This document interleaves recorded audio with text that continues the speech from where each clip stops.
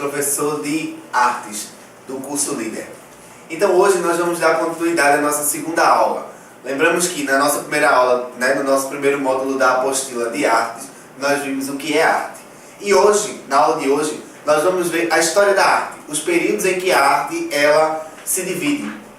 A arte, no decorrer do tempo, ela se divide em alguns períodos. O primeiro período em que nós vamos estudar hoje é o Renascimento, que marca o fim da Idade Média e o começo da Idade Moderna. Veja só, o Renascimento marca esse período de transição entre o feudalismo e o capitalismo. No período da Idade Média, a Igreja Católica Apostólica Romana ela tinha bastante força, como até nos dias de hoje. Só que nos meados do século XIII, século XIV, a Igreja ela tinha bastante poder. Então, quando os artistas do Renascimento eles surgem com o ideal de realmente renascer. Renascer de onde? Renascer dentro de uma igreja, dentro de um pensamento, da noção de pecado de uma igreja. Então, quando os artistas do Renascimento eles surgem, como vocês podem observar aí nas imagens, as pinturas e as artes do Renascimento, elas ressurgem, revalorizando esses clássicos, da questão do clero, a questão medieval. E assim, os principais clássicos do Renascimento, nós falamos de uma revalorização dos clássicos gregos romanos. No caso, a valorização do corpo, a valorização do amor, dessa situação em que a igreja, ela nesse momento, ela proíbe a questão da afetividade, do amor, até a questão do próprio sexo, que para a igreja é um tabu, é noção de pecado. Então, quando os artistas do Renascimento eles surgem revalorizando esses clássicos gregos romanos. No caso, eles vêm revalorizando essa questão do amor, essa questão do próprio corpo como um nu, mas não o nu de uma forma pejorativa, o nu de uma forma artística, o nu como o corpo, o nu como uma forma de adoração, como vocês podem observar aí nas imagens, Aqui o Nascimento de Vênus, de Sandro Botticelli, e o segundo aqui é de Michelangelo. Se vocês observarem a questão das pinturas do Renascimento, ela revaloriza justamente essa questão do próprio corpo. O segundo período que nós vamos ver é o período barroco, ou seiscentismo. O barroco ele tem seu início mais ou menos no início do século XVI até o século XVIII, final do século XVIII, meados do século XVIII. E assim, nesse período do barroco ou seiscentismo, nós não conseguimos dividir a colônia da metrópole. No caso, Portugal de Brasil. É uma única história dentro do barroco. O barroco é considerado o primeiro período brasileiro, artístico brasileiro. Lembrando que o quinhentismo é o primeiro movimento literário brasileiro. E o barroco, o primeiro movimento artístico brasileiro. Então, nesse período de transição, do século XVI para o século XVIII, o barroco ele nasce, basicamente ele surge em Portugal em 1580, e chega aqui no Brasil 21 anos depois, em 1601.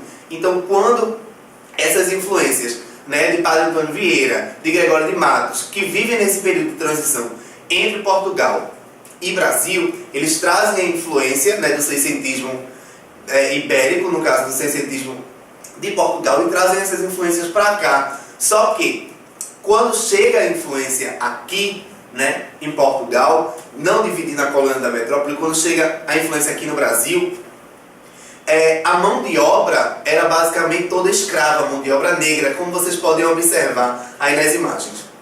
Aqui tem a imagem de Nossa Senhora do Carmo, da igreja de Nossa Senhora do Carmo, Aqui ao lado, a igreja quando foi construída no século XVI, e aqui como a igreja está hoje, em pleno século XXI.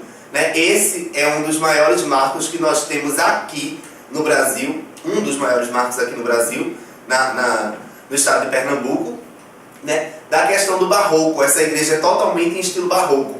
Então, aqui ao lado tem a igreja Nossa Senhora de Fátima, que é de Portugal, que também é construída no estilo barroco. E assim, a característica principal do período barroco é a noção de pecado e perdão unidos em uma mesma manifestação artística. Então, como vocês podem observar, o pecado e o perdão, o seiscentismo ou barroco, ele chega aqui em 1601, né? Tem Gregório de Matos e Padre Antônio Vieira, e o principal artista, né? Um artista muito conhecido do período barroco brasileiro, é Aleijadinho, né? Em que ele tem várias esculturas, né? De santos católicos, enfim. Então, a mão de obra Aleijadinho é filho de escravos, né? Então, assim, a mão de obra é totalmente negra, totalmente indígena. Então, quando vem essa influência, quando Padre Antônio Vieira, Gregório de Matos trazem essa influência para o Brasil, né, desse seiscentismo, a mão de obra negra, a mão de obra escrava, que constrói essas igrejas, que fazem essas esculturas. Então, assim, uma questão que nós podemos até enfatizar é que, se vocês observarem aqui na imagem, aqui, né, no pátio da Igreja do Carmo, ficou a cabeça de Zumbi dos Palmares até entrar em estado de decomposição. Então, quando Zumbi foi morto, né, e decapitado, a cabeça de Zumbi dos Palmares ficou no pátio da Igreja do Carmo, que fica aqui em Pernambuco, né? Então, assim, essa noção de pecado e perdão é uma característica principal do barroco brasileiro, né? No caso, a gente não consegue dividir a colônia da metrópole. Barroco ou seiscentismo, no caso, surge em Portugal em 1580 e chega aqui no Brasil 21 anos depois, em 1601. O terceiro período artístico é o realismo, né? O realismo ele surge, basicamente, com o fracasso dos ideais de liberdade, igualdade e fraternidade da Revolução Francesa no século XVIII. Então, quando acontece a Revolução Francesa, de acordo com alguns ideais, né, fracassados de liberdade, igualdade e fraternidade, pega a influência, né, de Karl Marx, um comunista. Então, Marx, quando ele começa a influenciar esse pensamento do realismo, né, ele fala de uma realidade. Estava nesse período do avanço da energia elétrica, né, das novas tecnologias, como vocês podem observar aí no slide. Aqui a imagem de Karl Marx, né, e logo ao lado as novas máquinas, o avanço da energia elétrica, né, a questão até dos combustíveis das indústrias.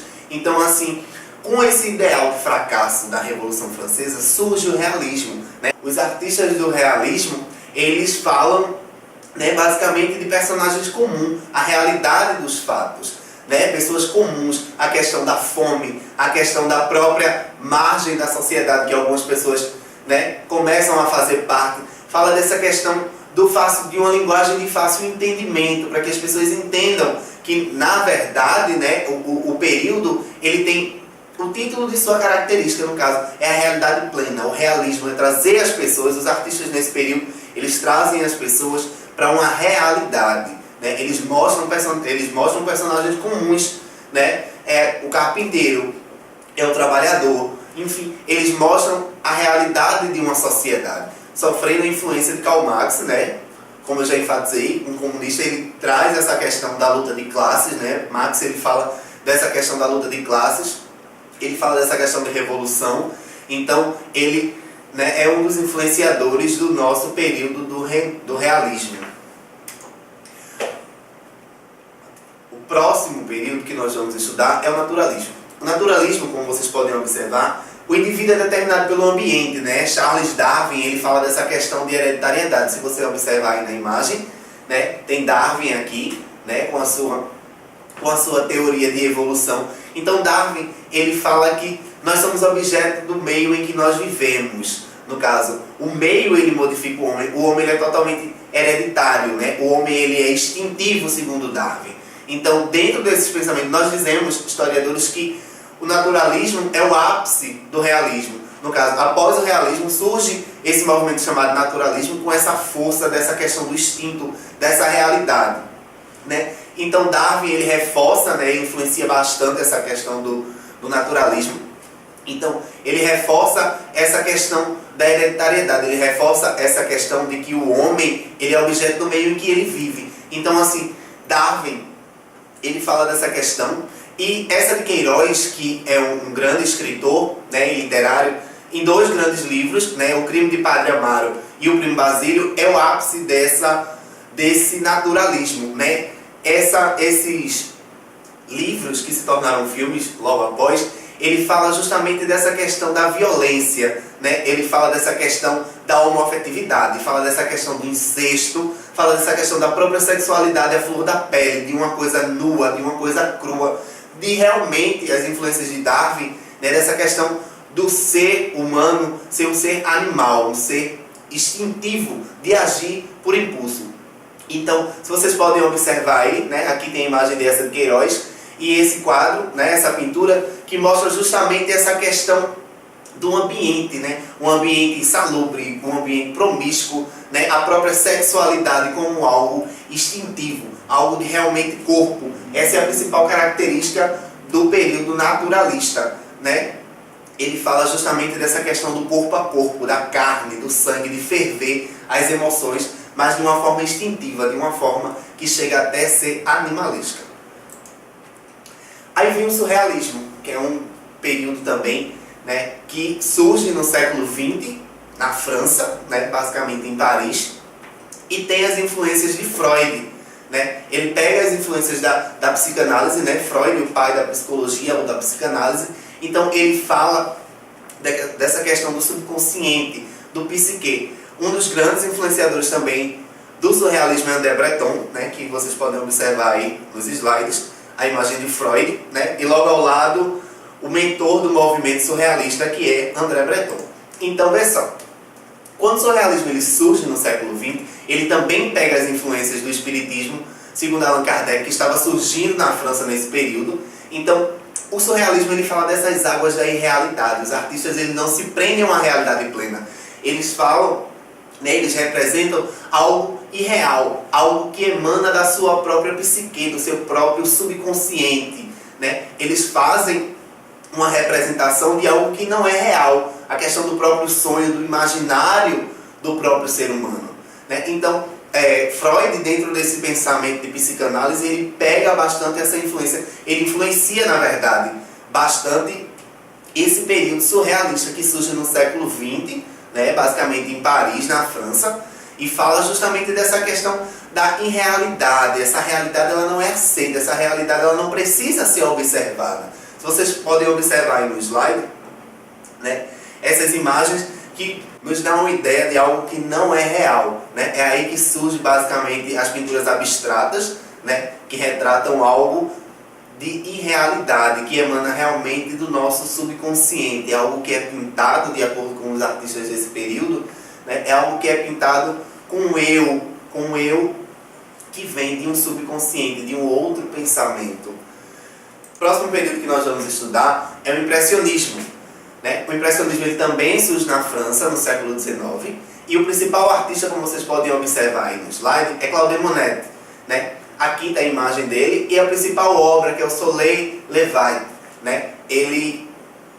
Essa pintura de Claude Monet fala justamente dessa questão do impressionismo. As características do impressionismo, né, ela fala do efeito da luz do sol, ela fala dessa questão da própria natureza, são pinceladas fortes, né? O artista ele traz bastante a questão das cores da natureza, o cotidiano, é o dia a dia, é o parque, é uma natureza morta, no caso. É algo em que o ser humano ele está presente no seu cotidiano, no seu dia a dia, mas as pinceladas são sempre fortes, né? As cores fortes que trazem o dia, que trazem realmente as cores da natureza para dentro dessa imagem, para dentro dessa expressão artística. Então o impressionismo ele tem esse nome justamente pela impressão em que causa de suas pinturas, das cores fortes, do cotidiano, do dia a dia do próprio ser humano. Então o próximo período que nós vamos estudar é o cubismo. O cubismo ele surge no século XX, né? Basicamente no século XX, tem como principal artista Pablo Picasso. Então o cubismo ele tem como principal característica o uso das formas geométricas, né? As pinceladas fortes, as pinceladas firmes, mas que não te trazem algo real. Né? A representação dessas imagens, como você pode ver aí, dá nitidamente para percebermos que são duas mulheres, né? Abraçadas, entrelaçadas, mas a realidade é que, para ser uma característica cubista, tem que ter as formas geométricas, tem que ter as formas sóbrias, né, da geometria. Então, os principais artistas, assim como Pablo Picasso, ele traz bastante essa originalidade cubista, né? Essa coisa em que a realidade ela é representada, mas de uma forma geométrica, de uma forma simétrica, né? De uma forma totalmente dimensional. O último período, né, para terminarmos o segundo módulo da nossa apostila, é o futurismo. O futurismo, como vocês podem observar, ele tem bastante influência, o principal artista é Philippe Marinetti. né? Ela fala da elevação da violência, as características fortes, né? O novo é algo muito forte, como vocês podem observar a imagem, né? A própria evolução, a própria contemporaneidade. Os futuristas, os artistas do futurismo, eles representam o que nós estamos vivendo hoje, no nosso contemporâneo, no nosso dia a dia, né? Mas não de uma forma totalmente real, né? Chega a ser algumas formas abstratas, mas sempre trazendo uma realidade. É muito utilizada, os artistas futuristas são muito utilizados de uma forma de propaganda. São frases curtas, né? Mensagens curtas em que te dão uma ideia de rapidez, que te dão uma ideia de realmente avanço, né? De tecnologia, que te dá uma ideia de contemporaneidade. Essa é uma das características do período futurista, do período artístico futurista, que surge basicamente no século XX, né? E tem Felipe Marinetti como principal artista. Então, galera, por hoje é só. Terminamos a nossa apostila de arte. Vimos hoje a história da arte, os períodos artísticos em que a arte ela se divide, né? Espero que vocês estudem, tenham compreendido um pouco o conteúdo e até a próxima.